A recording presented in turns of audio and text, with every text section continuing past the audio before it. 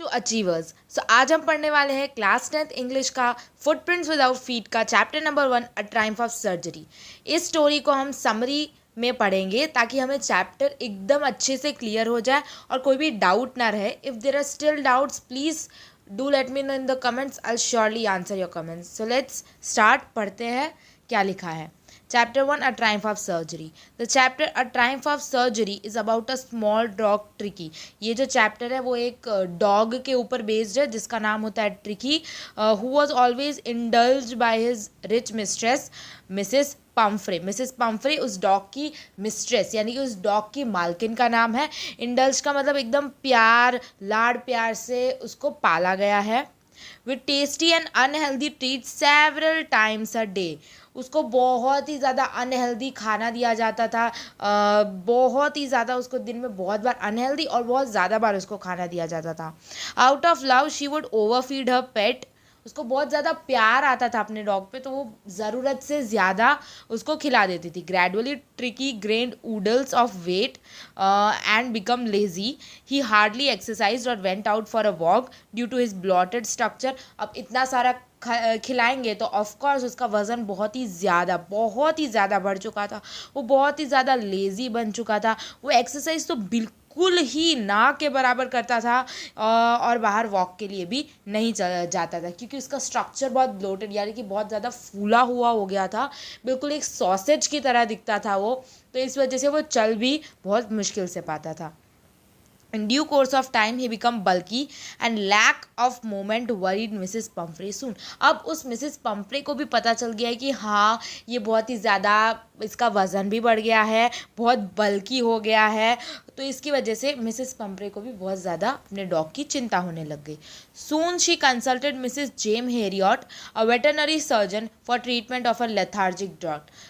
Mister James Harriet ये एक veterinary surgeon यानी कि एनिमल डॉक्टर थे और मिसेस पम्फ्रे ने इनको कंसल्ट किया था कि आप मेरे इस डॉग को देखिए। लेथार्जिक मतलब थका हुआ, एकदम बहुत ही ज़्यादा लेज़ी डॉग, उसको लेथार्जिक कहते हैं।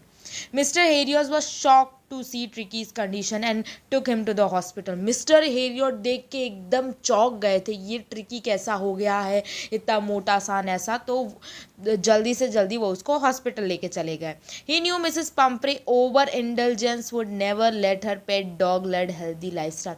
उनको पहले से पता था कि मिसेस पम्फ्रे इतना लाड प्यार से पाल रही है तो इसकी वजह से उनका जो पेट है वो बिल्कुल भी हेल्दी लाइफस्टाइल अच्छे से नहीं जी पाएगा।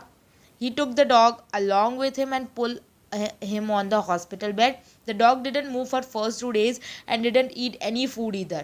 स्टार्टिंग के 2 दिन जब वो डॉग को अपने हॉस्पिटल में ले गया था तो वो ना अपने बेड से उठ पा रहा था ना कुछ खा पी पा रहा था, लेकिन तीसरे दिन ट्रिकी बाहर खेलने चला गया, दूसरे बड़े डॉग्स के साथ हॉस्पिटल में खेलने भी लग गया, वो खाना भी खाने लग गया जो उसको दिया जाता था और वो दूसरों के बाउल से भी जो लेफ़्ट ओवर फूड था वो चाट जाता था।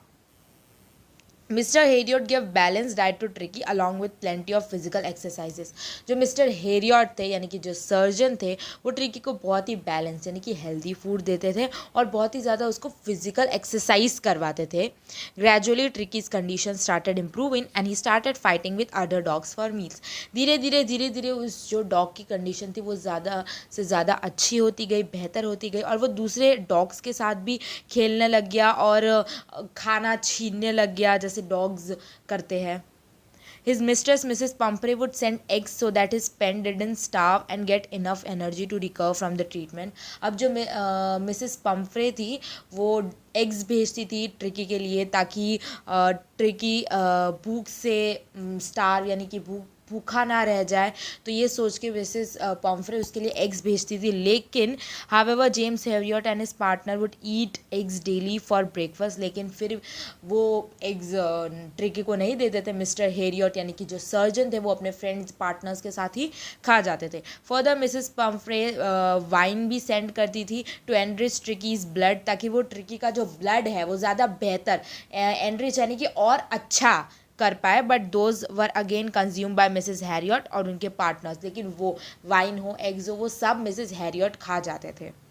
ही felt sorry for eating the food that was send by Mrs Pumphrey for Tricki, लेकिन उनको फिर भी अंदर से बुरा लगता था खाने के लिए कि ये ट्रिकी के लिए भेजा गया, मैं खा रहा हूँ, बट फिर भी वो खा जाते थे. Soon the little dog started showing signs of improvements.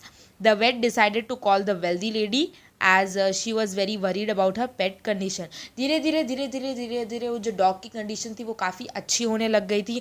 और बहुत ही जल्द जो मिसेस हैरियट थे उन्होंने मिसेस पम्फ्रे यानी कि जो ट्रिकी की मालकिन थी उनको बुलाया और बोला कि आपका पेट अब ठीक हो गया है, क्योंकि वो बहुत ही ज़्यादा अपने पेट के बारे में चिंता करती रहती थी. When she arrived at the hospital to fetch her pet. Fetch यानी कि उसको लाड करना. Tricki was very happy and jumped her. Tricki बहुत ही खुश हुआ था अपनी मालकिन को देख के, और जैसे ही मिसेस पम्फ्रे आई उसने वो उस पर जंप किया. Mrs Pomfrey was filled with gratitude. वो बहुत ही ज़्यादा शुक्रगुजार थी मिस्टर हैरियट से कि आपने मेरे डॉग की कंडीशन बहुत ही अच्छी कर दी. Mr. Harriot for curing her dog and felt she couldn't thank him enough for wonder he had done to her pet. और वो यही सोचती रही कि मैं जितना भी आपका थैंक यू कुछ भी करूँ वो बिल्कुल इनफ नहीं है जो आपने मेरे लिए करा है, मेरे डॉग को इतना सही कर दिया है.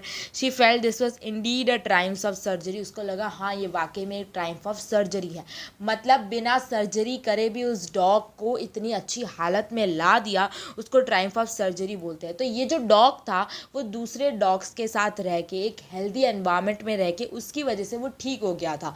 लेकिन वो मिसेस पम्फ्रे के घर पे था तो वहाँ पे उसको बहुत ज़्यादा लाड प्यार मिलता था, जिसकी वजह से वो कभी भी ठीक नहीं हो सकता. तो कंक्लूजन क्या है इसका?